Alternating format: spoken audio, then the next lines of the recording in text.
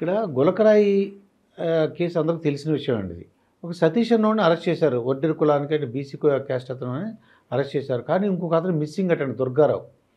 ఆయనేమో బోండా ఉమా గారి యొక్క అనుచరుడు అనేసి వైసీపీ వాళ్ళు ప్రచారం చేస్తున్నారు. దీన్ని మీకు ఎలా చూస్తారు మేడం ఇదంతా? ఇది పక్కా ప్లాన్‌తో స్కెచ్ వేసి జగన్మోహన్ రెడ్డి ఆడిస్తున్న నాటకం కిందే ఉంది గానీ, ఇదంతా మనం పరిశీలిస్తే ఒకటే అర్థమవుతుంది. జగన్మోహన్ రెడ్డి ఎంత పకడ్బందీగా జరగని ఇష్యూని జరిగిందని గానివ్వండి, ఇవన్నీ చెప్తున్నాడనంటే ప్రజల్ని డైవర్ట్ చేయటం. ఒకటేంటంటే అక్కడ సునీత గారిది, షర్మిల గారిది కడపలో జరుగుతున్న ఇష్యూసే కానివ్వండి, దాని నుంచి డైవర్ట్ చేయటానికి చేస్తున్న ప్రయత్నంలో గులకరాయి ఇష్యూ. ఆ గులకరాయి ఇష్యూ చేస్తే డైవర్ట్ అయింది 3 రోజులు నడిచింది. 3 రోజుల తర్వాత సతీష్ అనే కుర్రాడిని పట్టుకోవటం.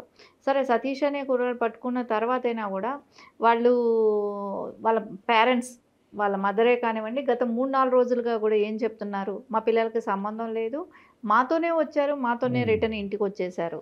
సో అలాంటప్పుడు ఆ పిల్లలు ఎలా చేస్తారు? చేసే అవకాశం లేదు. ఇక్కడ నుంచి వాళ్ళున్న ఏరియా నుంచి దాటిపోయిన తర్వాత జరిగింది ఇష్యూ. సో మాకు ఎలాంటి సంబంధం లేదు, మా పిల్లల్ని ఎందుకు బలి చేస్తారు అని చెప్పటమే కానివ్వండి, వాళ్ళు ఇంట్లో ఉంటే నిద్రిస్తున్న టైంలో పొద్దున 5 గంటలకు వెళ్ళి వాళ్ళని వైట్నర్ తాగుతారు, సొల్యూషన్ ఏదో తాగుతారు.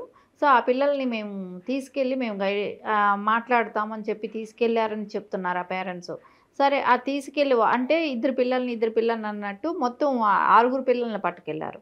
సో 6 పట్టుకెళ్ళి తర్వాత తెలిసింది ఈ రాయేసిన ఎవరో గులకరాయితో కొట్టారని, దానికోసం ఈ పిల్లల్ని అరెస్ట్ చేశారని ఆ పేరెంట్స్కి తర్వాత తెలిసిందంట. అప్పటి వరకు ఏదో సొల్యూషన్ తాగారని చెప్పి తీసుకెళ్లారు అనే డౌట్తో తీసుకెళ్లారు అని ఫస్ట్ చెప్పడం జరిగింది. తర్వాత ఇది తీసుకెళ్లారు. తీసుకెళ్ళిన తర్వాత అంటే ఇది అపోజిషన్ మీద నెట్టాల్సిన అవసరం ఉంది. ఇక్కడ అపోజిషన్ని బ్లేమ్ చేసేయటానికి కోసం అంటే అక్కడ బోండా ఉమ్మ గారు స్ట్రాంగ్గా ఉన్నారు. స్ట్రాంగ్ క్యాండిడేట్ కాబట్టి ఆయన అక్కడ ఎలాగైనా వాళ్ళకి తెలుగుదేశంకి డ్యామేజ్ చేద్దాం అనే ఉద్దేశంతో ఆయన చేయటం జరిగింది అక్కడ. సరే ఆ గులకరాయి ఇష్యూనే కానివ్వండి, అక్కడ ఆ వడ్రంగి వాళ్ళకి వడ్డెర కులం వాళ్ళకి అక్కడ ఏదైనా పనులు చేసి పెట్టడమే కానివ్వండి, ఆ కులానికి సంబంధించిన ఆయనే కానివ్వండి, ఆయన మీద ఈ నేపం నెట్టితే అంటే వాళ్ళతో సన్నిహితంగా ఉంటాడు కాబట్టి ఆయన మీద అది అంటే ఆయన చెప్పాడు చేయించాడు అనే స్క్రిప్ట్ వీళ్ళు రెడీ చేసుకోవటం. సో ఆయన ఎవరు అనుచరుడు? బోండా ఉమా గారు అనుచరుడు అయ్యేటప్పటికి. సో ఇదంతా తిప్పి బోండా ఉమా గారికి చుట్టు పెడదామనే దానికి వాళ్ళు చేసిన పని. ఈ వడ్డెర కులం వాళ్ళకి అందరికీ కూడా ఈరోజు తెలుస్తుంది. అంటే మేము బీసీలమన వెనకబడిన వాళ్ళం అని చెప్పి మా మీద ఇలాంటి కేసులు పెడతారా, మమ్మల్ని అంటే సామాజికంగానే కానివ్వండి, ఫైనాన్షియల్గా కానివ్వండి కొంచెం వెనకబడ్డామనే దానికోసం ఈరోజు మేము రోజు కూలీల కింద వెళ్తే కానీ మాకు పూట గడవని వాళ్ళం, మమ్మల్ని ఇలాంటి అంటే డబ్బులు ఇస్తారని చెప్పి ఆశ కల్పించి మమ్మల్ని అక్కడ వరకు తీసుకొచ్చారు మీరు, కానీ ఈరోజు అలాంటి పరిస్థితి కాదు కదా అక్కడ అనేది ఖచ్చితంగా కనబడుతుంది. వాళ్ళకి డబ్బులు ఆశ పెట్టి అక్కడికి వచ్చారు. సో వాళ్ళకి అది లేకుండా చేశారు. మళ్ళీ తర్వాత దాని మీద కేసు పెట్టారు. ఇవన్నీ చూస్తుంటే వాళ్ళకి ఖచ్చితంగా బాధ వేయటమే కానివ్వండి, వాళ్ళు గత 4 రోజులుగా మొత్తుకుంటున్నారు మాకే పాపపుణ్యం తెలియదని. సరే సతీష్ ఇవన్నీ కూడా ఒకటి ఆలోచించిన తర్వాత సతీష్ అనే కుర్రాడితో పాటు ఇంకో ఫ్రెండ్ ఉన్నాడంట, ఆ ప్లేస్లో ఉన్నాడంట. ఆ పిల్లాడు భయపడి వెళ్ళి విఆర్ఓ దగ్గర వెళ్ళి చెప్పాడంట. విఆర్ఓ స్టేట్మెంట్ రికార్డ్ చేసిందంట. ఆవిడ పేరు స్వర్ణలత అని. ఆవిడ స్టేట్మెంట్ రికార్డ్ చేసి తర్వాత పోలీసుల దగ్గరికి వెళ్ళారంట. అంటే ఎవరైనా ఇన్సిడెంట్ చెప్పాలనుకుంటే పోలీసుల దగ్గరికి వెళ్తారా, విఆర్ఓ దగ్గరికి వెళ్తారా? మనకు దీనిలోనే తెలిసిపోతుంది కదా, స్పష్టత లేదు ఎక్కడా కూడా అనేది. విఆర్ఓ దగ్గరికి వెళ్ళి అక్కడి నుంచి అక్కడికి వెళ్ళారన్నట్టు చెప్తున్నారు.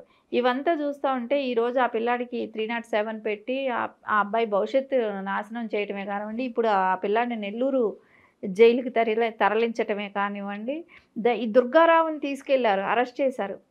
16వ తారీఖు అరెస్ట్ చేశారు. ఇప్పటి వరకు కూడా ఆయన ఎక్కడున్నారు, ఏం చేస్తున్నాడు, ఎక్కడ పెట్టారు అనేది వాళ్ళ కుటుంబ సభ్యులకే కానివ్వండి, మీడియాకే కానివ్వండి, ఎక్కడ కూడా అది సమాచారమే లేకుండా చేశారు. అంటే ఎంత దారుణమైన విషయాలు జరుగుతున్నాయి.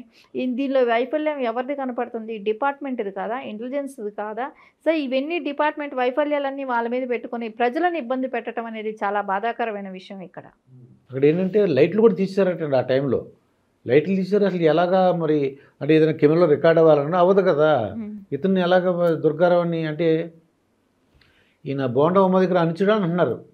అందువలన ఆయన ఇరికించడానికి ట్రై చేస్తున్నారు అంటున్నారండి వీళ్ళు. అంటే తెలుగుదేశం వాళ్ళని ఇరికించడానికి చేసిన ప్రయత్నం అనేది ఇక్కడ ఖచ్చితంగా కనపడుతుంది. ఎందుకంటే దుర్గారావు గారిని అనే వ్యక్తిని బోండం ఉమా గారి అనుచరుడని, సరే ఇవన్నీ మీకు ఐడెంటిఫై ఎలా చేశారు? రాయి వాళ్ళే వేశారు అనే దానికి ఒక ఐడెంటిఫికేషన్ ఏంటి? ఆ సాక్షులు కూడా ఎవరంటే ఎవరైతే బస్సు మీద ఉన్నారో ఆ వ్యక్తులే సాక్షులు అని చెప్తున్నారు.